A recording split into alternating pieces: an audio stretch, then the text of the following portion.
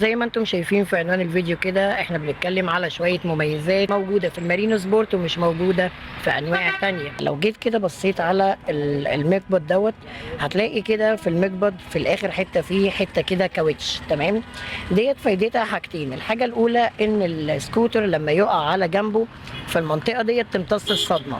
الحاجة التانية ان انت لما تمسك المقبض كده بايديك يكون فيه تحكم اكتر، يكون كده يعني ايدك ما تخرجش بره. الشنب دوت مصمم علشان السكوتر لو وقع على جنبه زي ما انتم شايفين كده هتلاقوا هنا خدوش. تمام، فديت فايده الشنب بقى، ان هو لما بيقع على جنبه السكوتر الشنب دوت مصمم ان هو يمتص الصدمه تماما، يعني علشان يحمي الجنب ويحمي الفبر الجانبي.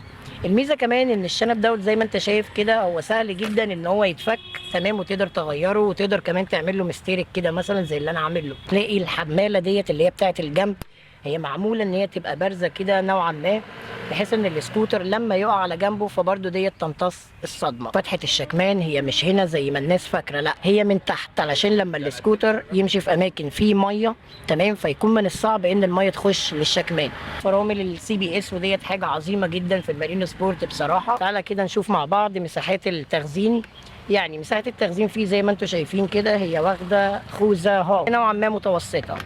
طيب، كمان برضو من ضمن الاختراعات في المارينو سبورت، ودي حاجه سهله بقى يعني بتسهل عليك، ان انت لما تروح البنزينه ما تنزلش من على الكرسي وتفتح وكده، فهم عاملين لك التانك تحت رجلك، وديت برضو ميزه يعني. كمان هتلاقي في السكوتر مساحات تخزين، يعني مكان دوت معمول كده علشان لو عايز تحط فيه مثلا مناديل، تحط كنز كده.